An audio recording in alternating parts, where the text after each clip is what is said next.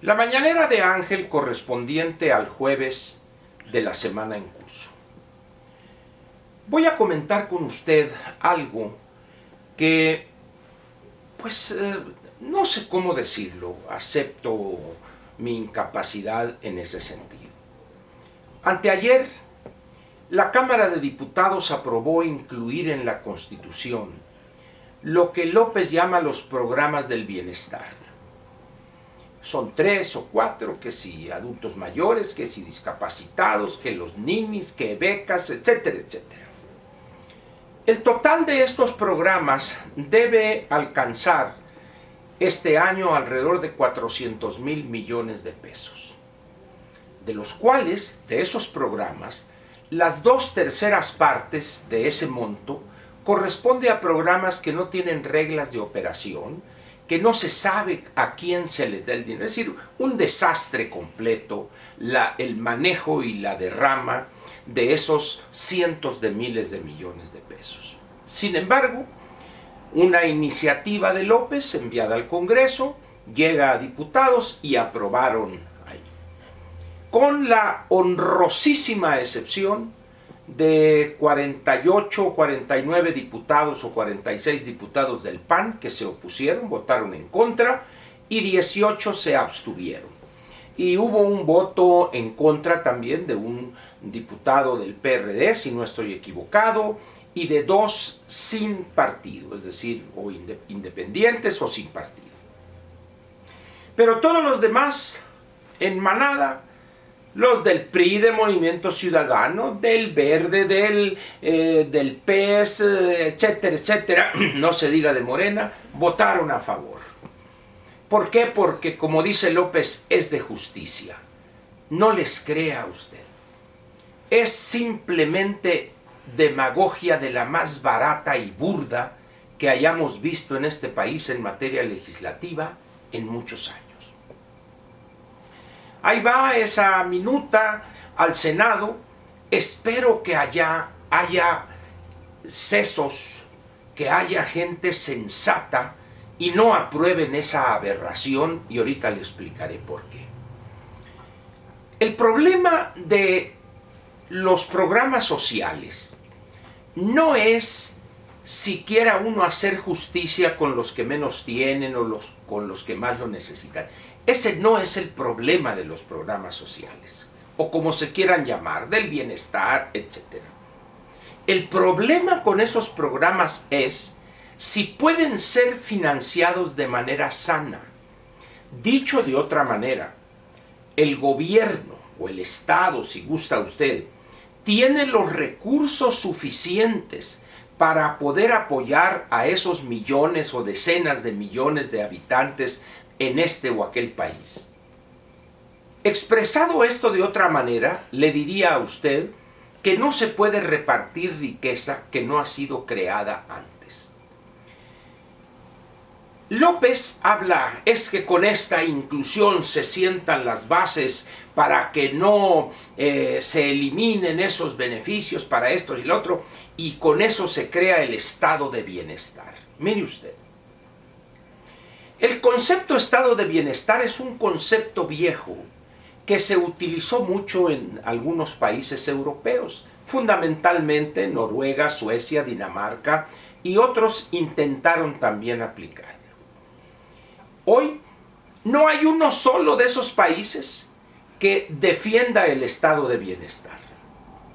Han dado paso ante la imposibilidad de seguir manteniéndolo a unas economías de mercado. Pero dicen, bueno, pero tienen muy buenos sistemas públicos de educación y salud, claro. Pero los tienen porque los financian de manera sana con tasas del impuesto sobre la renta a empresas y a personas físicas que ronda el 50%. Aparte de que son países donde la corrupción prácticamente, no voy a decir no existe, pero no está tan manifiesta y tan profundamente arraigada en esas sociedades como es en México. Y hay otro elemento que vale la pena señalar.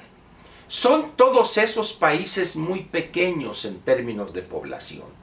Son países muy uniformes en términos de grupos sociales, es decir, no son países que tengan 10, 20, 30 millones de población de origen indígena, como en el caso nuestro y en algunos de América Latina.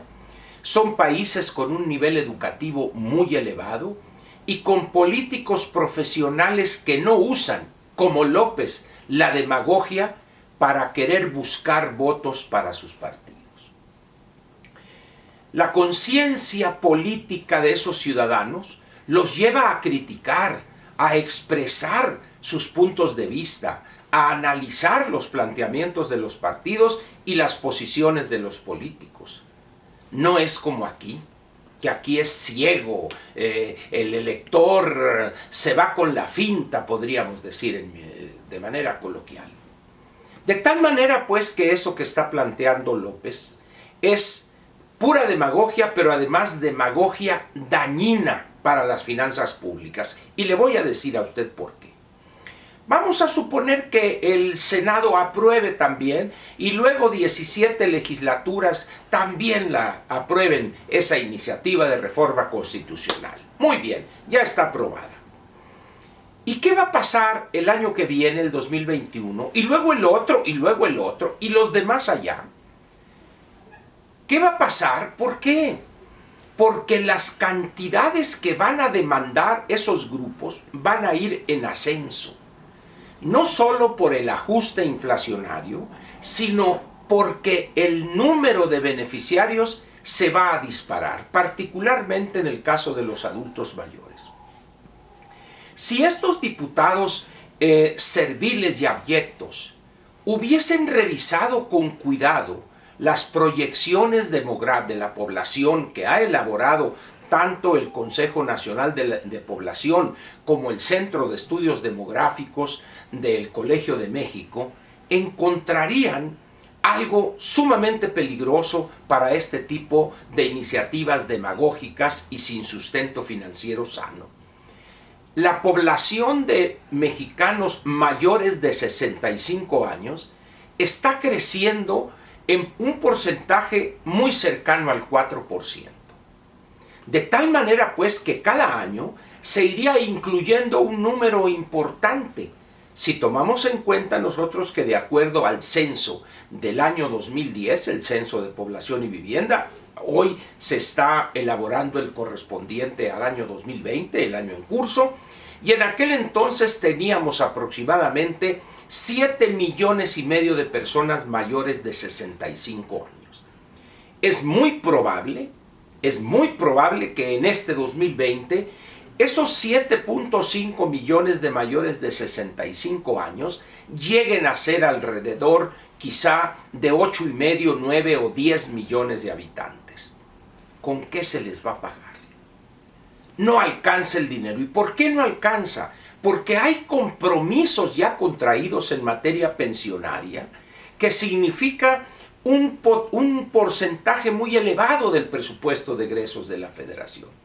Este año, las pensiones del sistema formal más las no contributivas, es decir, este tipo de dádivas que se dan a los adultos mayores, a los ninis, etcétera, etcétera, Sembrando Vida, lo que usted guste y mande, va a sumar aproximadamente 1,140,150,000 millones de pesos. Y eso va a ir aumentando alrededor del 14% anual. Es decir, si este año todas esas partidas presupuestales nos costaren 1,100,000 millones de pesos, vamos a hacerlo fácil, el año que viene, el 2021, sería 1,100,000 millones de pesos más 150,000 millones de pesos, y así sucesivamente. Si vemos ahora las penurias de las finanzas públicas y su debilidad estructural, dice uno, lo que está planteando López es una demagogia, una engañifa. ¿Por qué? Porque no hay dinero para sufragar eso.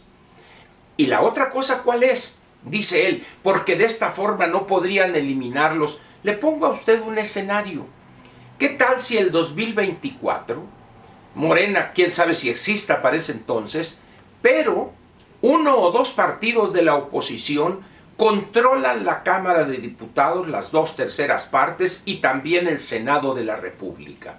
Es decir, tendrían los elementos para modificar la Constitución y con base en argumentos irrefutables técnicamente, se eliminaría esa carga que no tendría sentido porque desfondaría aún más las finanzas públicas. López intenta engañar a millones de mexicanos. No le crea, por favor. No hay recursos para eso. Vea usted lo que está pasando con Santa Lucía, con el Tren Maya, con Dos Bocas. Es una tragedia. Y más, agréguele usted por si faltare algo, la incertidumbre económica hoy producto no solo del coronavirus, sino de esta guerra petrolera entre Arabia Saudita y Rusia. Agréguele usted todo un conjunto de problemas que abonan a la inestabilidad y a la reducción del crecimiento mundial. Ya un banco ya elaboró un pronóstico para el crecimiento de la economía este año del 0.1%, es decir, prácticamente cero. ¿Qué va a pasar cuando las cosas se compliquen con el coronavirus? Cuando se vea que no alcanzan los fondos, cuando le bajen la calificación a la deuda de Petróleos Mexicanos. Casi todas las casas de prospectiva económica se ajustarían a la baja y tendríamos un bienio, 2 años seguidos de tragedia en cuanto al crecimiento económico se refiere. Termino suplicándole a usted, no crea esa demagogia barata de López. Está desesperado porque nada le sale y piensa que con esas iniciativas, sin el menor sustento financiero y racionalidad económica, va a obtener votos el año 2021. Vamos a demostrarle que no es así, que la sensatez, la prudencia y la objetividad del ciudadano mexicano es lo que debe de privar. Quizá esto sea una ilusión juvenil, pero espero que despertemos para decirle a este hombre donde se pare, fuera, ya basta. Eso es lo que corresponde hacer a nosotros como ciudadanos. Gritarle en todos los actos que son mítines proselitistas, no actos de gobierno, fuera, ya basta, fuera, ya basta.